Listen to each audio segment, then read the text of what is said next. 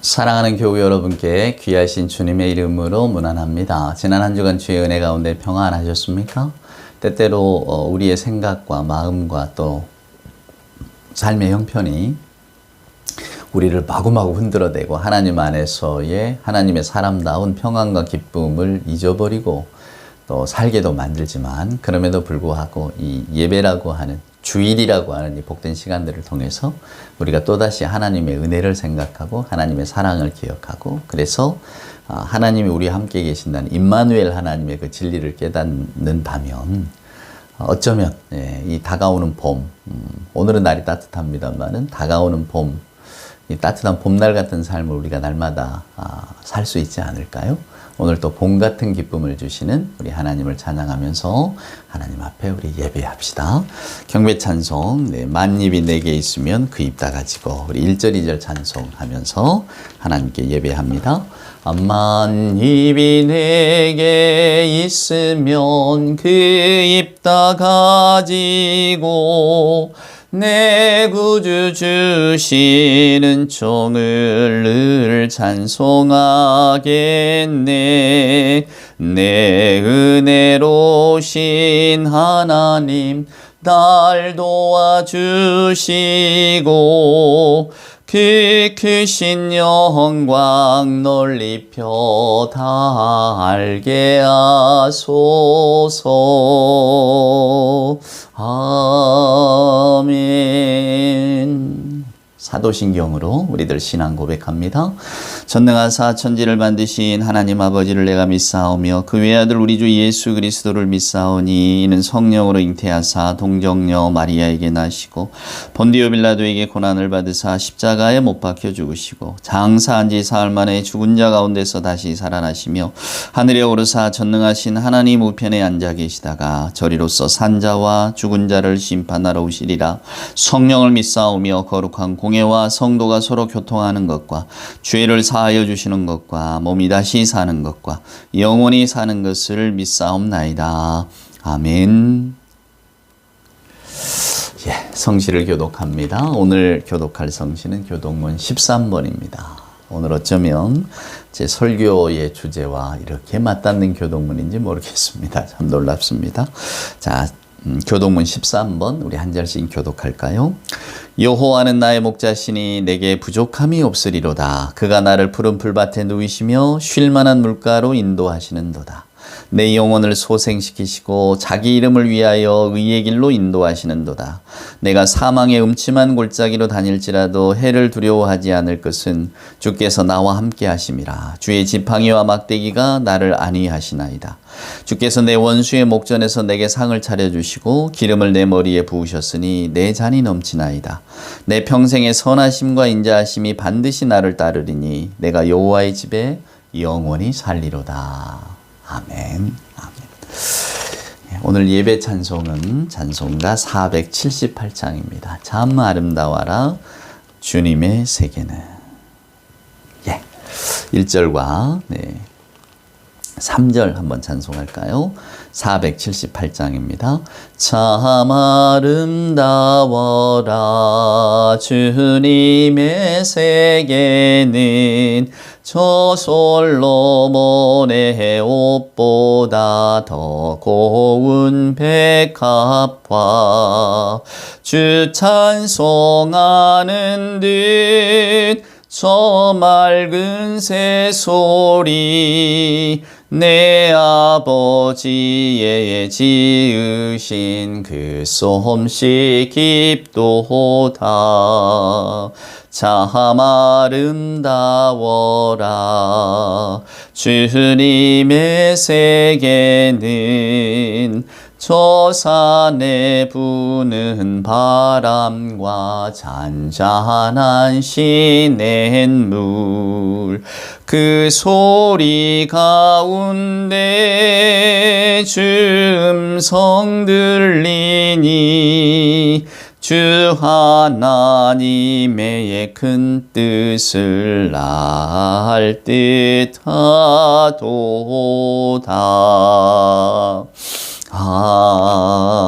아멘. 기도합시다.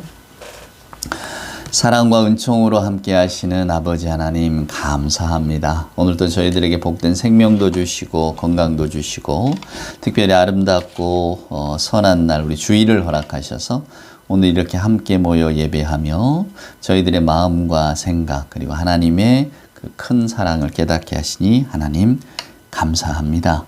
저희들 늘 다짐합니다. 주님 안에서는 우리들의 생활이 간결해지고 무엇보다도 하나님의 은혜를 깊이 깨달으며 하나님의 뜻을 볼 수 있게 해달라고 간절히 기도합니다. 오늘 예배 중에 하나님의 사랑을 깨닫게 하시고 은혜를 알게 하여 주시옵소서. 오늘날 우리들의 현실 가운데 함께 하시는 아버지 하나님, 어지러운 역사 가운데도 바로 앞을 보지 못하는 역사의 소경들 눈을 뜨게 하여 주옵시고 새로운 하나님의 역사를 또한 보게 하여 주시옵소서. 어둠 속에 헤매이는 것 같은 세계 정세, 우리나라의 여러 가지 혼란들을 하나님 속히 해결하여 주옵시고 새해 새 아침 환한 태양이 떠오를 때 저희가 하나님의 큰 은혜를 보듯 저희들의 삶에도 정의가 통하고 평화가 오는 새 역사를 내다볼 수 있도록 주여 도와주시옵소서. 불의가 성하고 때려 인심이 흉흉하고 사람이 사람을 억누르고 억울한 사연을 가진 자가 많아지고 사람들이 서로를 미워하고 저주할 때 그것은 하나님의 역사가 아니라는 것을 직관할 수 있도록 주여 도와주시옵소서. 하나님 간절히 바랍니다. 섬김 받기를 원하고 권위를 찾기보다 섬기고 봉사하고 일하는 데서 저희들의 믿음의 깊은 자리를 찾게 하시고 우리가 섬기는 교회가 또 저희들의 하나님의 자녀된 삶이 진정으로 빛과 소금으로 비추어질 수 있도록 하나님 저희들의 생각과 또 삶 가운데 함께하여 주시옵소서. 저희들 연약합니다. 또한 저희들은 어리석습니다. 부족하고 하나님의 뜻대로 살 만한 용기도 없지만 겨울이 추워도 봄은 반드시 찾아오듯 저희들의 삶이 변화가 없는 것 같아도 그러나 하나님의 은혜 가운데 점점 변해가고 또 변해간다는 사실을 직시하면서 오늘도 하나님의 은혜에 감사 감격하며 저희들의 생활에 좌절하고 절망하기보다 하나님이 이끄실 미래를 바라보며 환하게 웃게 하여 주시옵소서. 하나님의 섭리하심을 믿습니다. 역사 가운데 함께 하시고 저희들의 삶 가운데 함께 하시는 하나님의 은혜가 오늘 이 아침 우리 개개인 하나님의 사람들 마음 속에 다 찾아가셔서 하나님의 큰 은혜와 또한 하나님의 인도하심 그 섭리를 깨닫게 하여 주시옵소서. 오늘 예배합니다. 하나님 예배 중에 영광 받으시고 또 저희들 이 예배를 통하여서 상한 마음이 치유되고 좌절된 마음이 소망과 희망을 얻으며 때때로 다친 마음이 주를 향하여 열릴 수 있는 그런 놀라운 시간이 되기를 소망할 때에 죄에서 날 구원하신 우리 구주 예수님의 귀하신 이름으로 간절히 기도드리옵나이다. 아멘. 오늘 우리에게 주시는 하나님의 말씀, 우리 창세기에 있는 말씀을 한번 보겠습니다. 저는 창세기 강의를 쭉 한 33꼭지 정도 한 적이 있는데요. 여러분 한번 그 창세기 강의를 찾아서 한번 들어보시기를 바라고요. 오늘 그때 언급했을지도 모르겠지만 오늘은 이 말씀을 한 번 더 보려고 합니다. 창세기 1장 말씀 한번 보세요. 1장의 20절부터 한번 읽어보겠습니다. 하나님이 이르시되 물들은 생물을 번성하게 하라. 땅의 하늘의 궁창에는 새가 나르라 하시고 하나님이 큰 바다 짐승들과 물에서 번성하여 움직이는 모든 생물을 그 종류대로 날개 있는 모든 새를 그 종류대로 창조하시니 하나님이 보시기에 좋았더라. 예. 하나님의 창조 기사입니다. 21절에 보면 하나님이 큰 바다 짐승들과 이렇게 되어 있는데 오늘은 그 이야기를 좀 해보려고 합니다. 얼마 전에 제가 뉴스를 이렇게 들여다 봤더니 아주 흥미로운 기사가 하나 났더군요. 그러니까 고대 우리가 무슨 공룡 이야기도 하고 하잖아요. 바다에는 메가로돈이라고 하는 큰 바다 생물이 살았답니다. 근데 그 길이가 고작이야 여러분 고작한다는 게 메가라는 게 크다는 뜻이잖아요. 그러니까 한 18m 정도 이 정도로 예상을 했는데 최근에 발견된 이런 그 바다 이 메가로돈이라고 하는 물고기 그 흔적을 보니까 한 24m 정도 어마어마하게 큰 거죠. 그러니까 멸종할 수밖에 없었던 거죠. 뭐 아무래도 뭐 먹이도 문제가 되겠지만 큰 몸집을 유지하려면 그만큼 살기가 힘듭니다. 이제 우리는 흔히 바다에서 가장 큰 동물이 뭐냐 그러면 이제 고래 정도를 떠올리는데, 고래가 아무리 크다고 한들 24m나 되겠습니까? 여러분 상상이 됩니까? 뭐 화석에 보니까 뭐 이도 막 나 있고, 그러니까 많은 바다 생물을 잡아먹었던 것 같은데, 예, 그런 게 물속에서 실제로 있었다고 합니다. 오늘 성경에 보면 바다 짐승이라고 이렇게 번역을 했잖아요. 근데 그 영어 성경을 보면 분명하게 sea monster라고 되어 있습니다. 바다 괴물. 그러니까 옛 사람들은 바다를 두려워했죠. 근데 바다 안에는 우리가 바닷속은 들여다볼 수가 없으니까, 지금이야 뭐 잠수함도 들어가고 다 들어가지만은 옛적의 바다는 무서운 바다입니다. 그러니까 성경에도 바다에서도 항상 용이 올라오고 괴물이 올라오잖아요. 계시록에 보면. 그러니까 그런 상징적 의미를 가지고 있어요. 근데 성경은 왜 이런 이야기를 우리에게 들려주고 있을까? 그러니까 세상의 모든 것들은 다 하나님이 창조하셨다는 겁니다. 그러면 여러분 무슨 의미일까요? 세상의 일어나는 모든 일들, 저와 여러분이 궁금해하고, 지금도 뭐 우리는 뭐 자연재해나 이런 거 일어나면 참 기가 막히잖아요. 우리가 대처할 수가 없으니까 절망감도 느끼고 무력감도 느끼고. 그럼에도 불구하고 성경은 그런 자연재해까지도 하나님이 다 통제하고 계신다, 지금 그 이야기를 들려주고 싶었던 겁니다. 그래서 종교개혁자였던 마틴 루터라고 하는 이는, 하나님에게는 우리처럼 두 손이 있는데 하나는 내치시는 손이 있고 하나는 이렇게 보호하시는 손이 있다, 이렇게 말합니다.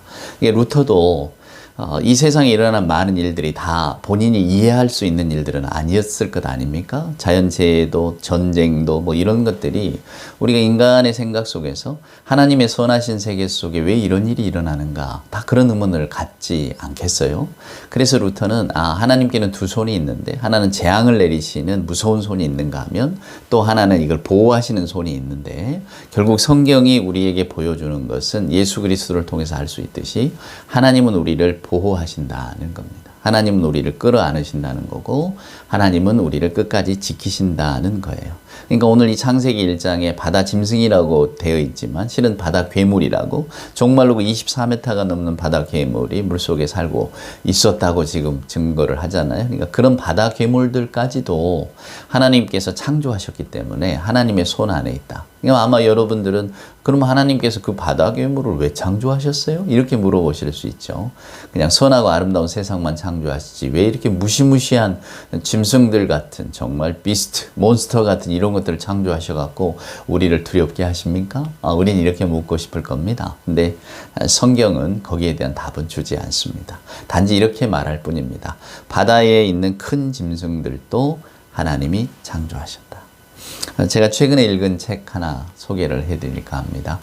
유명한 신학교 총장님이셨는데요, 은퇴를 하셨어요. 그분 자서전입니다. 그분 자서전 이야기를 읽으면서 제가 참 생각이 많았는데, 그분이 16살 때 아버지가 가출을 하셨대. 자기 형제가 있었는데 이게 형제를 두고 가출을 했습니다. 아버지가 집을 나가서 어느 날 안 들어온 거죠. 지금 뭐 일본에도 한 해 한 10만 명 정도가 사라진다고 하잖아요.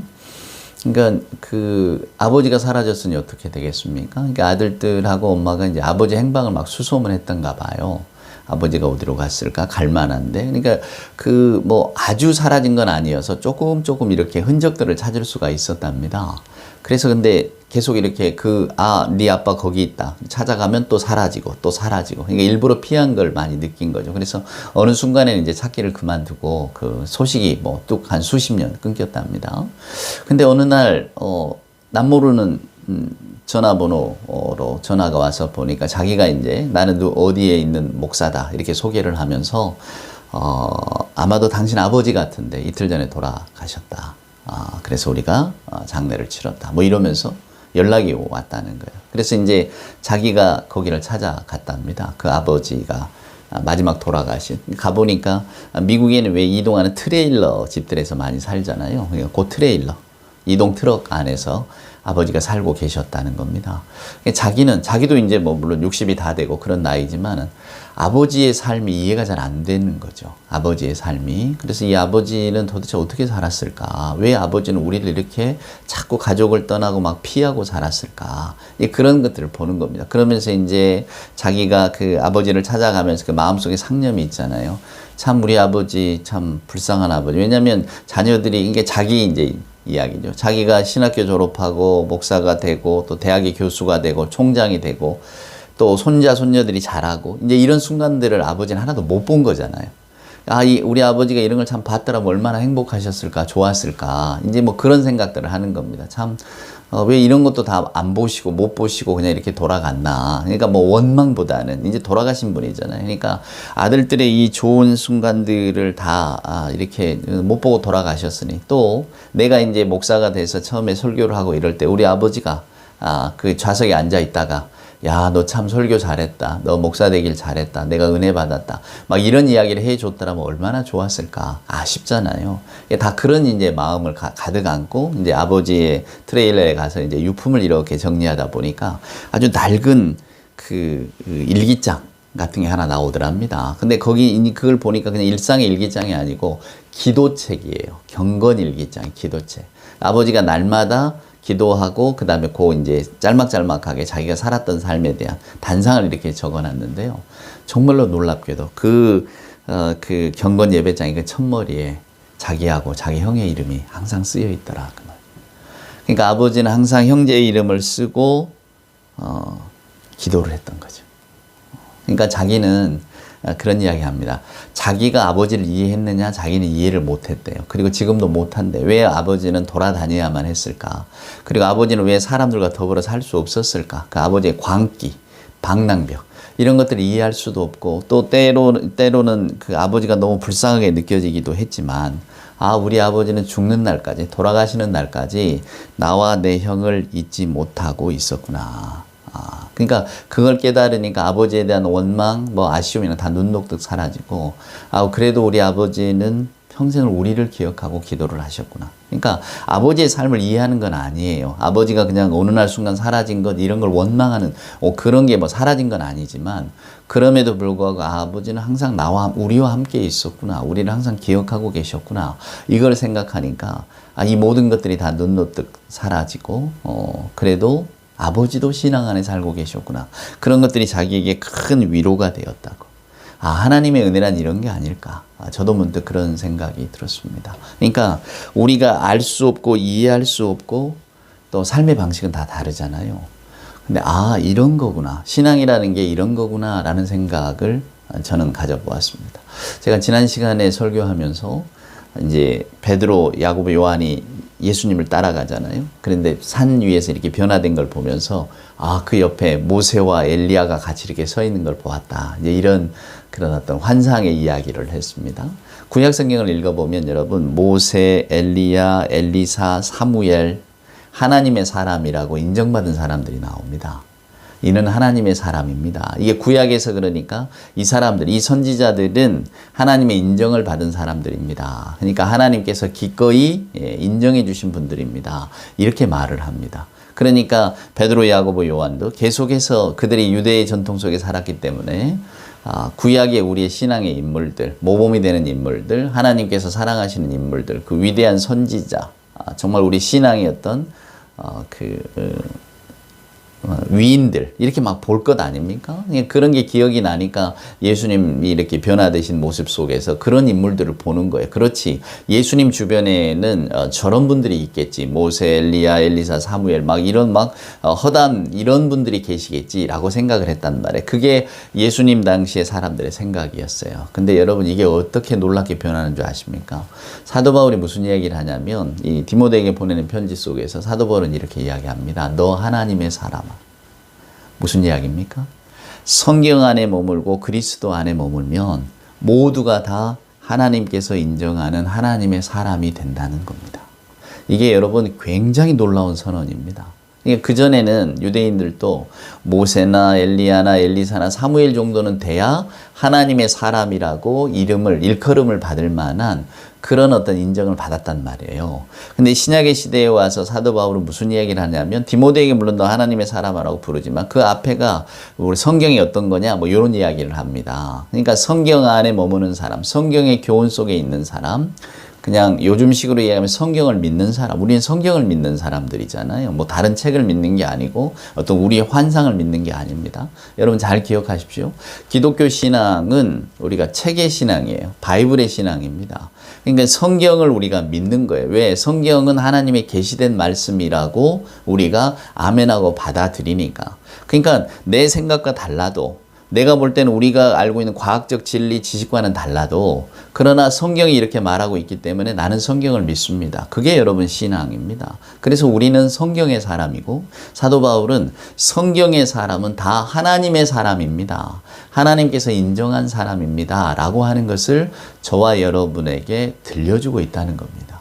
여러분 이게 얼마나 놀라운 사실인지 몰라요.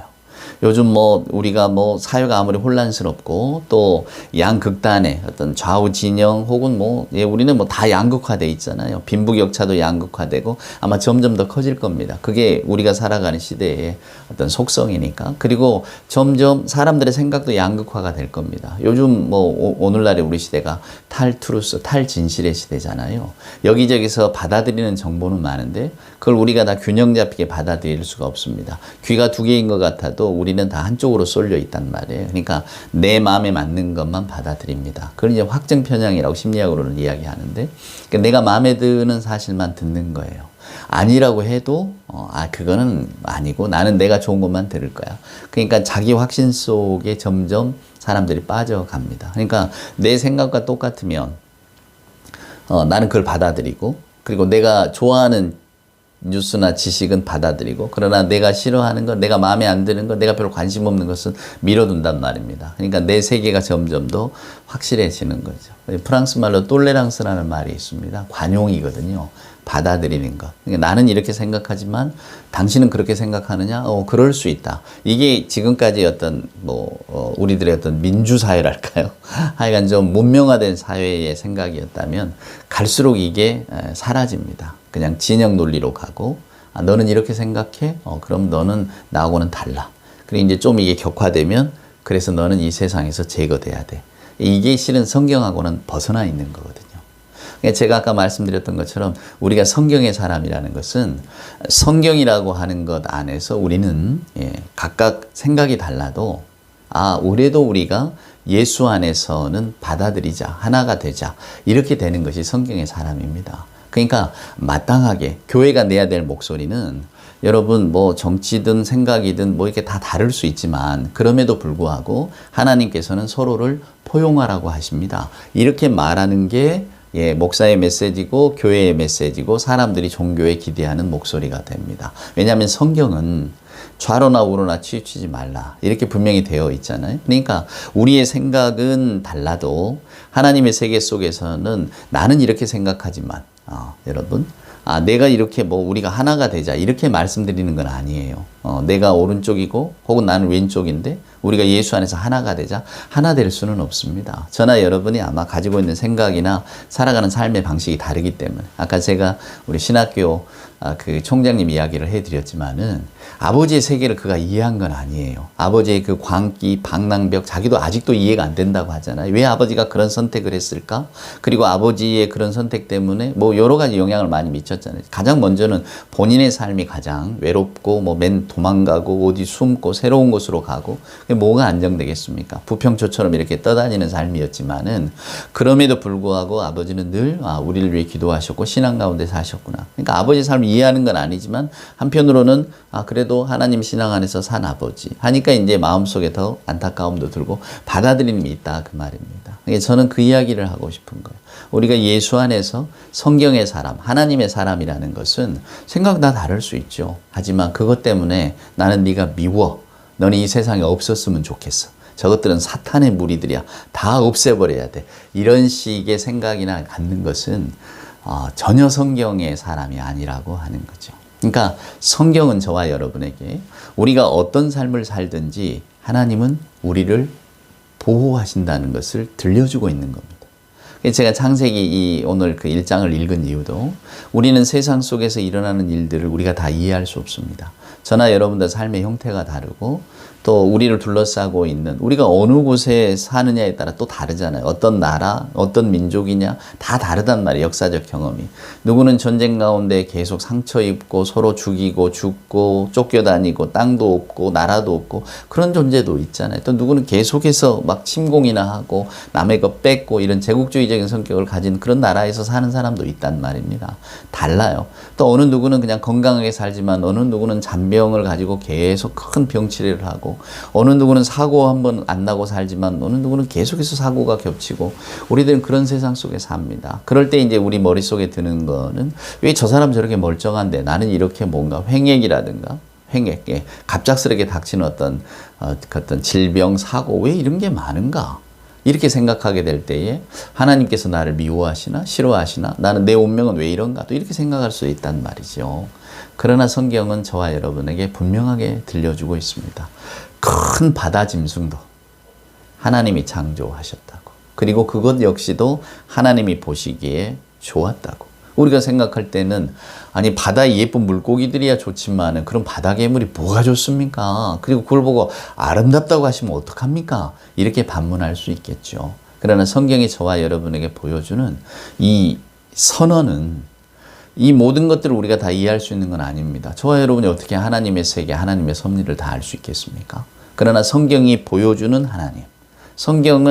하나님은 성경을 통해서 자신의 모습을 드러내시잖아요. 그래서 성경을 하나님의 계시, 하나님이 우리에게 보여주신 책이다. 우리는 우리 생각으로 하나님을 만들어내는 거 아니라 성경에 기록된 하나님을 믿는단 말입니다. 근데 그 하나님은 어떤 분입니까? 우리를 위해서 아들까지도 내어주신 분입니다. 저와 여러분에게 예수 그리스도라고 하는 존재는 그런 존재예요. 예수 그리스도는 이꼴 하나님의 사랑이에요. 근데 그 하나님의 사랑 속에 들어있는 예수 그리스도의 십자가형 그리고 부활 그리고 그것이 약속하는 게 뭡니까? 하나님은 끝까지 우리를 돌보신다는 겁니다. 자, 사랑하는 여러분, 저는 지금 여러분이 어떤 형편에 처해 있는지 알지를 못합니다. 어떤 분은 정말로 이렇게 봄이 오듯이 지금이 내 인생의 봄날이에요. 이런 분도 계시겠지만 아마도 혹독한 겨울추위를 겪고 있는 것 같은 분도 분명히 계실 겁니다. 경제적인 문제, 또 몸의 문제, 또 주변을 둘러싸고 있는 인간관계의 문제, 뭔가 잘 안 풀리고 내가 왜 이렇게 힘든가 이런 분도 분명히 계실 거란 말이에요. 또 아까 제가 소개한 그 신학교 총장의 이야기처럼 갑자기 아버지는 사라지고 또 뭐 아버지를 쫓아다녀도 막 도망가고 막 도대체 이게 뭔가 이런 어떤 그 알 수 없는 인생의 수수께끼 가운데 헤매는 분들도 분명히 계실 줄 압니다. 그러나 여러분, 성경은 우리에게 무엇을 말합니까? 너 하나님의 사람아. 하나님께서 너를 사랑하고 인정했다라고 분명히 선언해 줍니다. 우리가 하나님의 섭리를 믿고 있다면 저와 여러분이 하나님 안에 머물고 있다면 우리가 성경 말씀을 아멘으로 받고 오늘처럼 이렇게 함께 예배하고 있다면 그것이 바로 하나님의 사람이라고 하는 증거입니다. 말씀드렸듯이 아버지의 방랑벽, 아버지의 광기 이 아들은 이해를 못했지만 그럼에도 불구하고 아버지의 경건 일기장을 보면서 아들들의 이름을 기록하고 기도한 아버지의 그 어떤 그 마음을 보면서 아버지는 그래도 우리가 이해할 수 없는 삶을 살았지만 하나님 안에 머물고 계셨구나. 이제 그런 생각들을 갖게 된다는 거죠. 자, 여러분, 우리들의 삶의 형편이 어떠하든지 여러분이 지금 어느 자리에 서 있는지 주변의 평가들이 여러분에게 주어지는 것이 어떠하든지 타인이 나를 어떻게 보든지 중요한 것은 우리가 하나님 안에 머물고 있다는 거고 그리고 하나님의 사랑을 의심하지 않고 있다는 겁니다. 분명히 기억하십시오. 큰 바다 괴물도 하나님이 창조하셨습니다. 그러면 이 세상에서 우리가 겪는 어떠한 어려움, 곤란함, 속상함, 정말 아주 그 미칠 것 같은 그런 상황 속에서도 우리가 볼 때 하나님이 살아계신다면 세상이 왜 이래야만 됩니까? 하나님께서 나를 자녀로 여기시는데 내 자녀의 삶이 왜 이렇게 힘듭니까? 우리가 이렇게 고통하고 정말 반문하고 의심하는 그 순간에도 하나님께서는 여전히 너 하나님의 사람아. 너는 내 아들이라 하셨던 그 음성을 우리 귀에도 끊임없이 들려주고 계신다는 사실을 여러분 항상 기억하십시오. 우리가 우리 삶을 다 이해하지는 못합니다.